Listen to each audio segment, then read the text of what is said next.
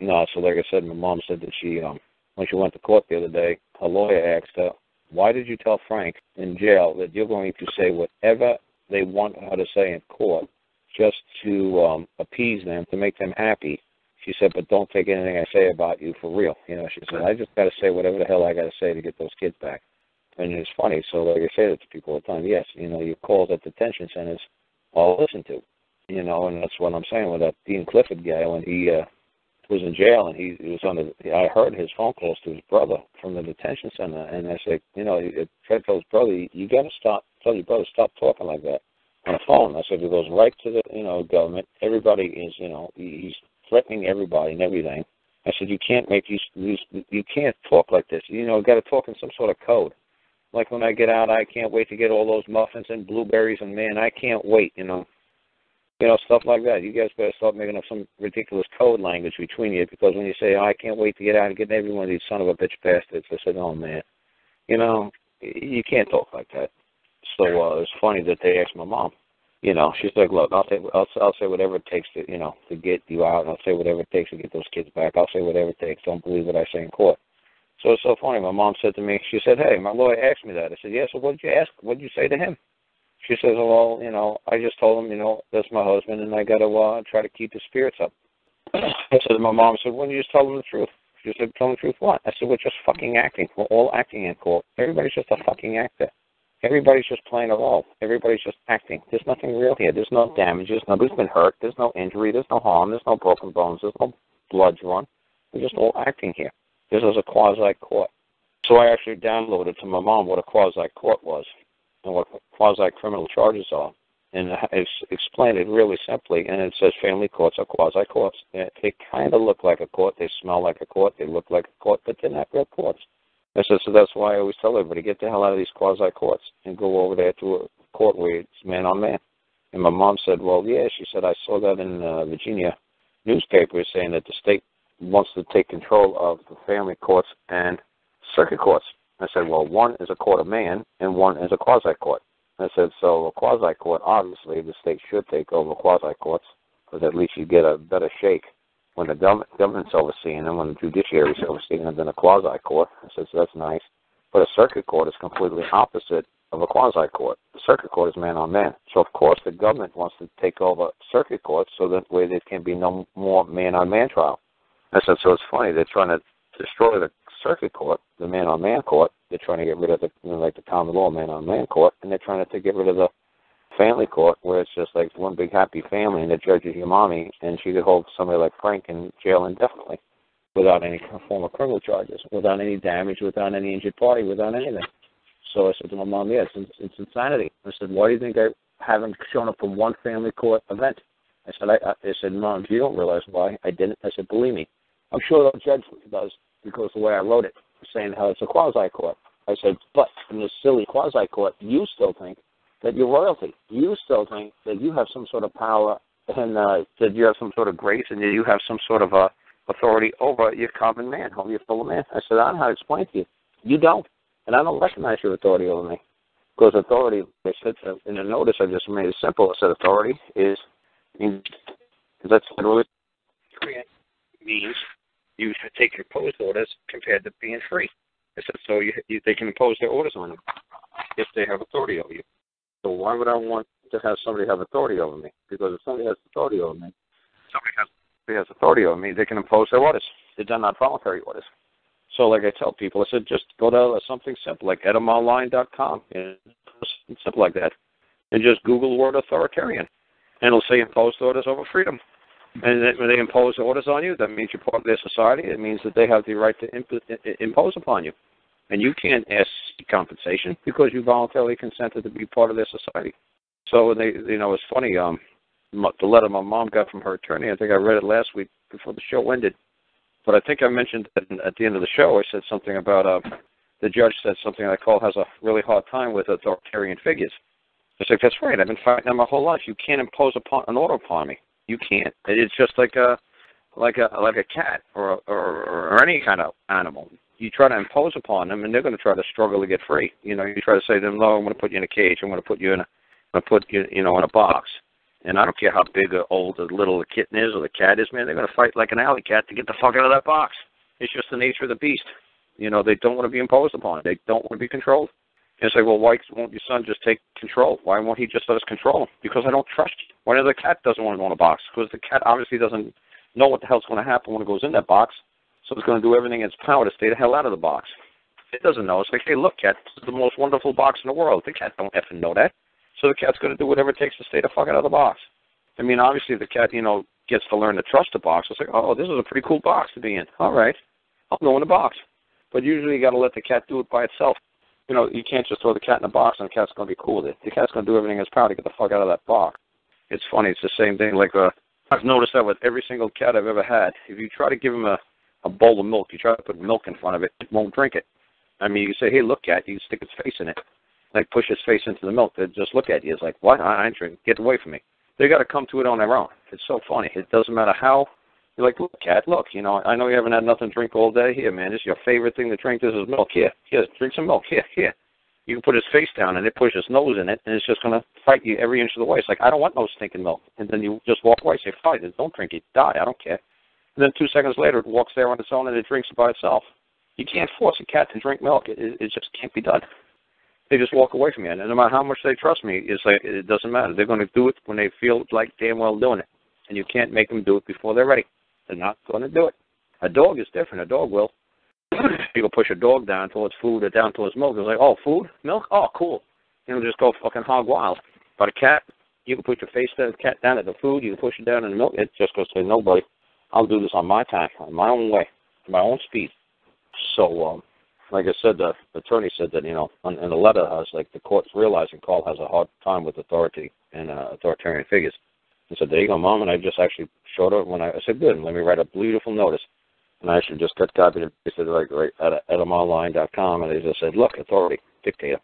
Look, authoritarian, imposed orders compared to freedom. I said, so you have a problem that your son doesn't like a dictator. Really? And isn't that why my dad's family left Germany? Because there's a dictator trying to tell them what to do. And one of the things they were trying to order them to do was kill Uncle John, unless he was born like a runt. And they decided not to kill him, so they left. But their government said, you got to kill him. You got to kill that baby because it's a runt. And we don't want runts in Germany. And out of his 7, well, my dad had 6 brothers and sisters. He was 7. He was number 7. Uncle John became the smartest out of all of them. And he became the tallest out of all of them. And, you know, he worked for Pitney Bowes. And he was an engineer down there. He was a genius. But they wanted to kill him. The government wanted to kill him because he was scrawny when he was born. So I said, you know, yeah, I have a problem with authoritarians. I got a problem with authority. Because they might say that the best thing to do is kill the son of a bitch. Well, how did they know in 20, 30, 40 years he'd been such a great man, like the smartest out of all the Lentzes? How did that happen? You know, so I have a real problem with the government consensus trying to tell me what I should or should not do. You know, I've seen it them make so many mistakes. You know, they're not infallible. They're not God. So, you know, thank you for your opinion, but it's just an effing opinion. And that's what law is. Law is just an opinion. So thank you for your opinion, but I'm going to have to do it my way. I'm going to see what works best for me. So my mom just said, man, and I videotaped my mom talking to me. You know, she didn't say anything hateful or anything crazy. So, you know, I let her know, man, that I was audio taping her while we were talking in her living room. So it's like, you know what? I'll put it on up there and let people hear, you know, like what she said, what happened in court and Frank and all the other good stuff. So people could hear, like, what she said, what happened in court. And I think it worked out great, you know, that they said, my mom said she went last, and they took it deadly serious, and nobody's joking, nobody's picking. She said everybody's just strictly doing business, and I said to my mom, I said, she says, oh, and I really hate that attorney for the, you know, that they have there for, like, kids. I said, oh, really? I said, do you want the attorney gone? And she's like, well, you mean like what? Like, you want the attorney to have to recuse from the case. What? And she said, how about the judge? You like the judge or don't like the judge? And she's like, I don't like that judge lady either. I said, would you like her to have to recuse herself from the case as well? Would you like to have her out and get another judge in? And she's like, what? And it's like, yeah, of course I would. I said, okay. And I said, I'll just add them, I'll spend another $12, and I'll add her to the suit, and I'll add him to the suit. My suit. I'll have them summons to appear in my court. And if they have to appear in my court, then they can't hold court against me in their world. They have to, you know, my court, it's higher superiority. Mine is the court of man. So they got to withdraw from their own court, because now how could they be objective? How could they be unbiased when I'm suing them? She said, oh, wow. She said, yeah. I said, yeah, it works that simple. I said, is anybody else you want out of the case? I said, if you want me to, I said, I could just basically go after every single person in social services, and I have no idea how they'd represent the social services in a family court. I said, every single judge that sits there, I said, I'm just going to add them to my suit and just say you're administrating my property without my consent. And I'm going to have to add you to the suit as well. I said, my suit is simple. It's failure to return property. So, Judge, are you administrating my property? What? Are you controlling my property? Are you refusing to turn my property over as well? Bob, are you acting as a judge? Yeah, well, I don't care what you act as. You could act as a clown. You could act as an ice cream salesman. You could act as a judge. I don't care what you're acting as. You're a fellow man. You've got my property. And are you willing to give it back, or don't you want to give it back? Well, no. Okay, well, then I'm going to have to make a claim against you as well. You know where my property lies? Yeah. Do you have the capacity to return it? Well, yeah. Well, then, do you choose to return it? No. Well, then I'm going to hold you liable man to man. So, welcome to the party. Welcome to the court. So I said, my mom's like, oh, yeah, that sounds pretty simple. I said, it's extremely simple. They're going to run out of judges. They're going to run out of attorneys. They're going to run out of them. Then how are they going to move their court? Look what happened in Alabama. It had 9 judges. It's easy to get rid of them. How many judges they're going to have to keep running through here in Virginia? How many attorneys they're going to have to run through? How many guardian letters? I said, just keep adding them to the lawsuit. Add them to my lawsuits. $12 to add another person. That's all, $12. And then all I got to do, I asked the court clerk, I said, how do we do it here in Virginia? When you summon somebody to appear, when you want to send notices, do I have to serve them upon them? They said no. They said, just send us a copy of the certified receipt, like my mom did. I don't know if you guys have seen it on my website. I'm not sure if it's on my website or not.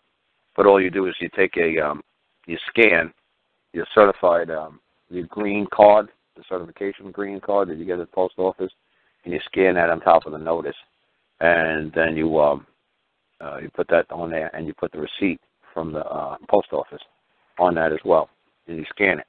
So that way, when the court clerk sees it, the court clerk sees that you had a certified letter that went out. You have the receipt, from the post office on that day, and you put it on top of the notice. That's how my mom did it for the judge back on December 6th or December 7th.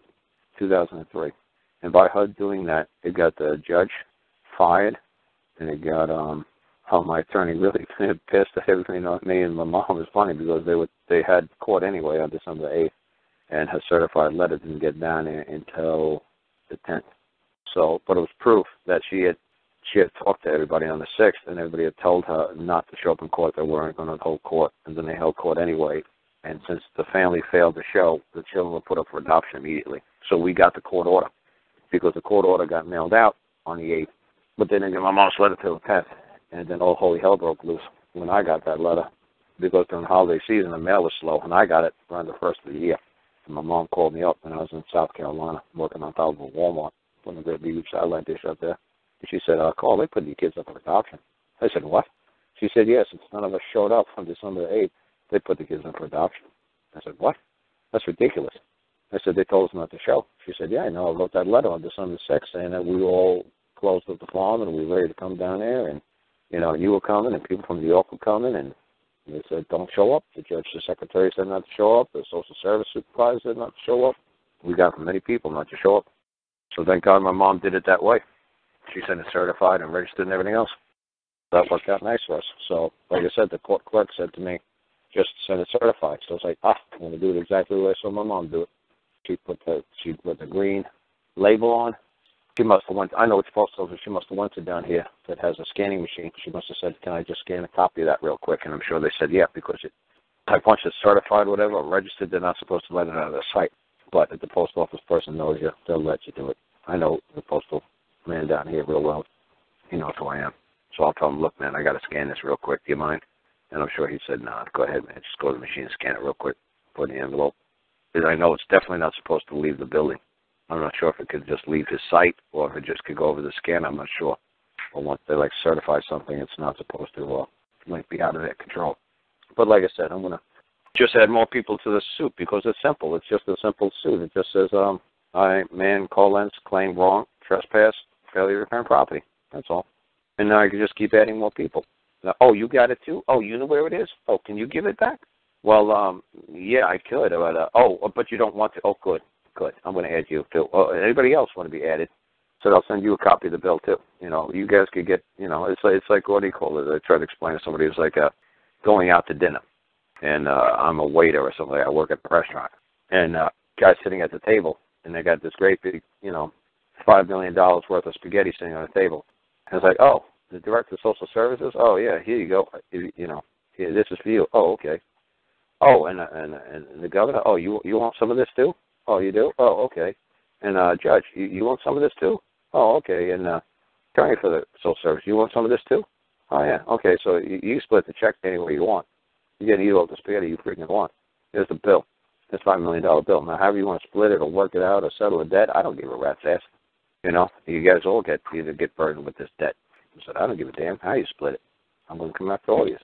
So like I said, I think they're finally realizing, like I said, my mom said, man, they were not laughing on Wednesday. Nobody smiled. Nobody chuckled. Nobody said hello to anybody. She said it was all deadly silence. She said, man, it's a lot different than it was, a couple of weeks ago.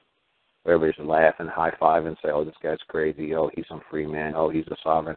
Oh, this stuff will never work. Oh, it might work in Canada and England, but it'll never work here. She said, man, she's a totally different in the court now. Like I said, I was going to do that today. I was going to just write a nice little simple letter to the judge and say to the judge, yeah, I heard that you administrated my property yesterday. Do you wish to return it or no?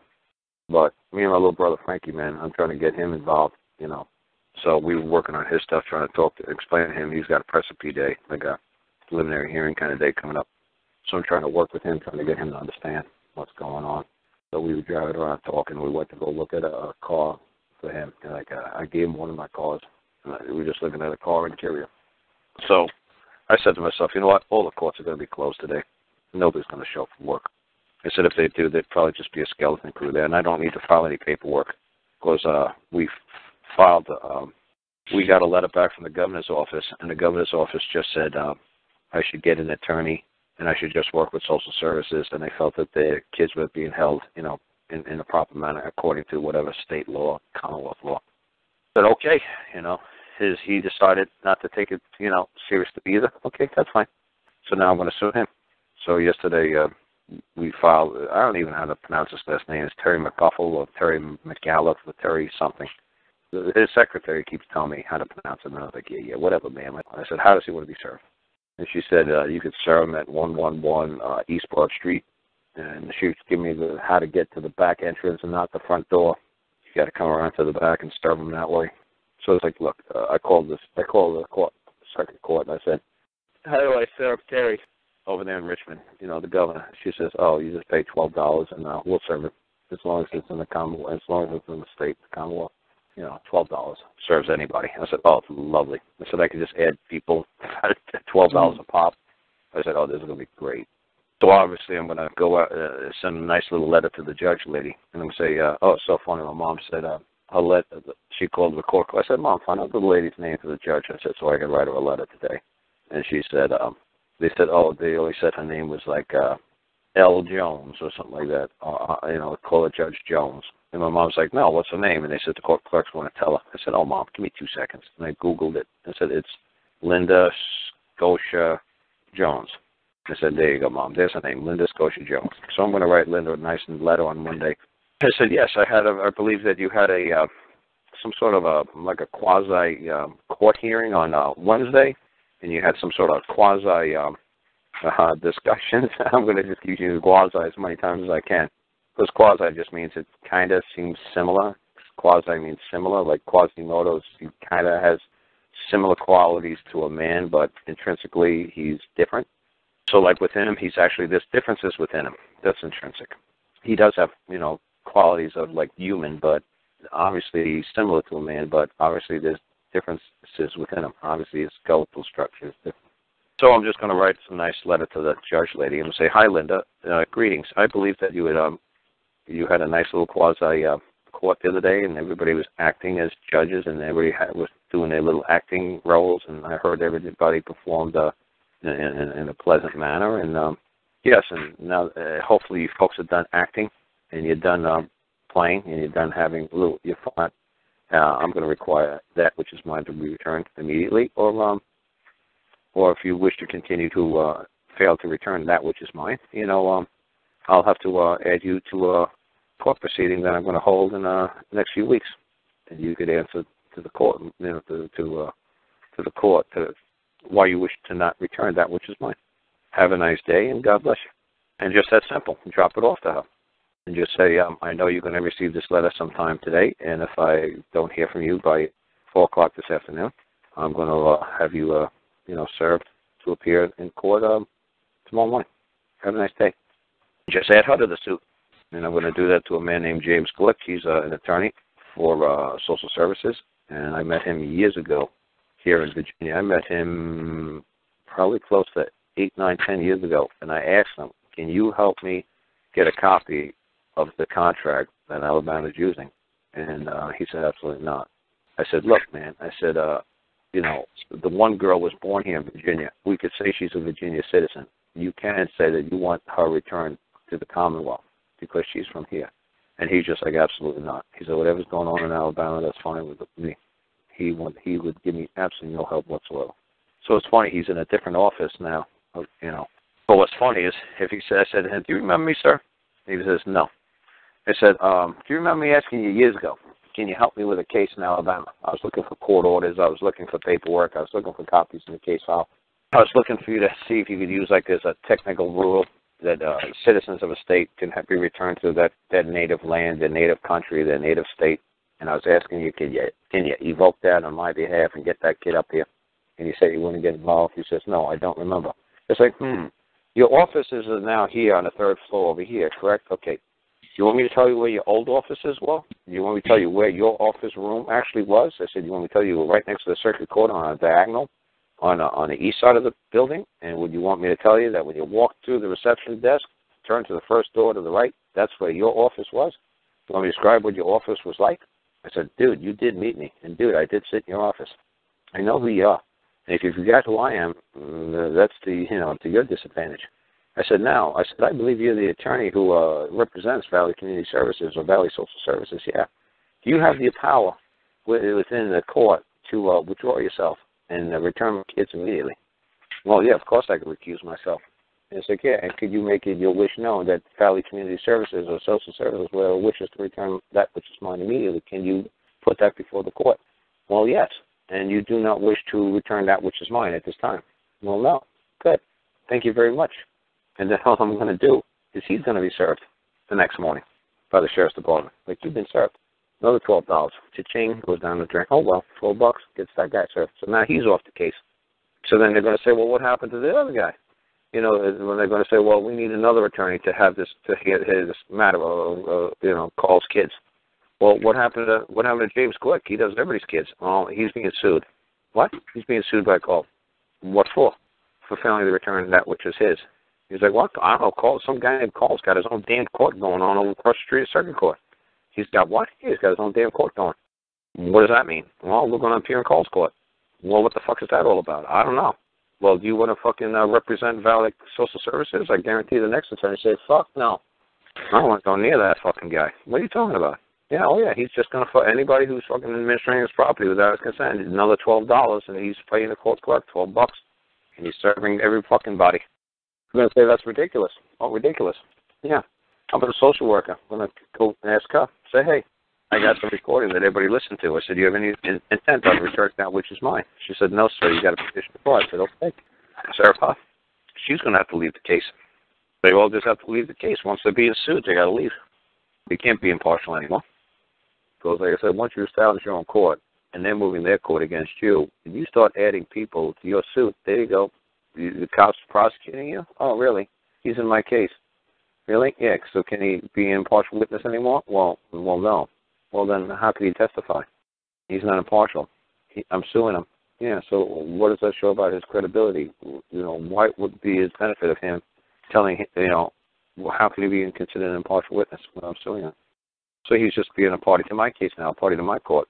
So you could actually look at it that way. So it's like my attorney said to me years ago, he says, Brian Huffy, the guy who became a judge, says, Carl, man, I'm going to get your children over to probate court. You're going to divorce your wife, and my probate judge friend is going to award you the kids, and her attorney's already agreed to throw her under the bus and you could take the kids and leave Alabama. And we could get out of family court because probate court is above family court because family court is just some quasi court. And probate court is like a real court. So we could pull it out of this bullshit, make believe fucking family court, and we could get to a real court. And there's nothing a family court could do to stop us. So that's basically what I'm doing. I'm evoking the right of a circuit court to be above family court. It's like, oh, you're playing your little family court game over there. Isn't that cute?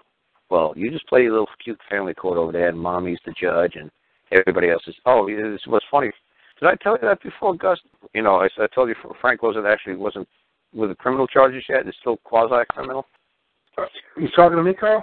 Yeah. I said to you, I actually showed that to my mom as well. I actually pulled up the word quasi-criminal. Yeah. Frank hasn't been charged with criminal charges yet. They're quasi-criminal charges. You see how ridiculous that sounds, a quasi-criminal charge?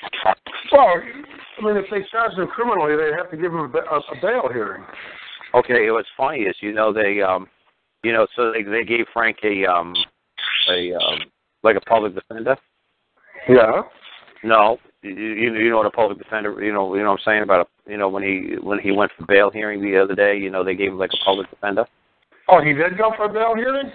Yeah, but they refused him bail because there's a presumption that the charges, the allegations are so heinous that he's a potential threat to everybody within society. So they would not give him bail. They would not give him bond. And I said, how can you do that without a capital crime, without capital, being charged with a capital crime? Yeah. He's not even charged with any crime. He's quasi-criminal right now. And the judge was like, I'm not going to argue with you. And I was going to say, oh, you don't want to clear this up? Yeah, I believe it. So what was up with the public defender? He doesn't have a public defender. Okay. He has something that represents him in court, but what's that something that represents him in family court called? Yeah, who knows? No, you do know. I do? Yep. You'll guess and you'll get it right. In family court? Yep. What do all babies get? Guardian ad litem. Yeah, he's got a guardian ad litem. What? Yep. He's got a guardian ad litem that speaks for him. It's family court. He's got a guardian ad litem. He's a baby. Yeah. He's a baby. That's all That's all family court has control over is babies, children, incompetence, babies. The judge is your mom. The judge is your dad. Okay, and you're all children. You're in family court. This is a nice big family. Yep. And this is what people don't understand. And this is what I try to explain to all these fucking idiots that talk to them. Well, not fucking idiots. People are just fucking stupid who listen to my show. That's why when I was doing the stuff with social services years ago, I was saying to them, why don't I have charges? Why don't you have to actually abide by some sort of procedure? You guys are just making this shit up as you go. I said, this is ridiculous. It's almost like going to do. Well, somebody's making noise bad, man. I got birds over here. Oh, okay. Well, no, I just wanted to ask you that question. I thought that was hysterical. My mom said that, well, they assigned Frank a guardian ad litem. But they did what? Yeah, he's got a guardian ad litem. And I just said, this is the most ridiculous thing I ever heard. What do you mean a guardian ad litem? I was like, oh, that's right, because it's a quasi-criminal case right now. It's quasi. Kind of looks like a criminal case. Smells like a criminal case, but I said to my mom, the only problem with all of this stuff, and this is what I did with the guy in Chicago as well. The only problem with what Frank did, or alleged to have done, there is absolutely no public law in which he broke, violated, trespassed, incurred nothing. Because when you get these congressmen or these legislators together, they write what? What do they create? They create law. What kind of law do they create? Somebody should be able to answer that. What kind of they create statutes for the good administration of government. Yes, they create public law. They create public law. They enact public law. They enact law for the public. So, since they enact public law, what kind of law do they create? Public law. Okay? So, when these people who do YouTube videos and they try to make me look like, I don't know what the fuck I'm talking about, I ask these people the simple question. What law did Frank violate? Oh, they violated this public law, this public, this act. Okay, they act on behalf of the public, right? The congressmen and legislators, they act on behalf of the public, right? They create public law. Right? Yeah, okay, they create public law. Okay. The only problem is Frank wasn't in the public when he allegedly have done what he did. He was in the private. So the legislators can't enact private law. They can only enact public law. So that's what I explain to people when anybody ever has me fly out to Chicago and pays me a shitload of money after they paid the attorney quadruple the amount what they paid me, just for me to tell them in front of their attorney's face, now attorney, tell this man the truth. What? Tell him the effing truth? What? He can't be charged with a crime. Tell him. Well, no, Carl, no, I've been, Carl, 4 months, I got arrested in the rain 4 months ago. Sir, let your fucking attorney talk, okay? Can you just shut up and let your attorney talk? Well, Carl, a very serious allegations he's got, growing pot and, manufacturing narcotics. I said, sir, tell this fucking man the truth. They don't have any charges on him. They never will have any charges on him. They can't indict him because it happened in the private. Go ahead, tell this man the fucking truth. Well, this is a very serious matter. I said, tell this man the truth. I said, I flew all the way from Virginia. He paid me a shitload of money to sit here in this office just to tell you what I'm telling him right now. He says, oh, Carl, no, I'm in charge. And I said, let your attorney speak. And the attorney said, well, honestly, no. And that guy exploded. He said, why did I pay all this money? Why did we drag it on for 4 months? Why is this going on for so long? What do you mean I've been charged with a crime? Dude, they can't charge you with a crime. It'll never fucking happen. Maybe if this turns into France, maybe you can. But, dude, you did it in your basement. You did it in your closet. Okay, it's like you're gay and you want to stay in a closet. Okay, they can't take a pry bar and open up your fucking closet and expose you to the world. That's insane. That's obscene. King Charles lost his head for that crap. You can't do that shit. They know it, that you have the right to be secure in your paper and effects. You have the right to be let alone. So if that door closes in your home, that's your castle. The drawbridge came up, nobody may enter. The rain may come through the roof, the wind may come through the fucking windows, but the king and his fucking horsemen better not cross that fucking threshold. I said, how the fuck can you people forget this simple shit? What the hell is wrong with you people? Don't you understand what a Homestead Act means? Don't you understand what the Castle Doctrine? Don't you understand domestic authority? Don't you understand the man's home is his castle? What the fuck part of this didn't you people understand? Well, it's our castle until Man McCheese and he feels like fucking walking through your door, or Deputy Barney decides to fucking come walking, open your door and sit in your bedroom with you and say, hey, what's under that pillow? Oh, you're going to jail. Oh, really? What the hell do you people think you live? What part of America did you forget where you live? This is America. What part of that don't you remember? Why our families came over here from overseas? What part of this don't you remember?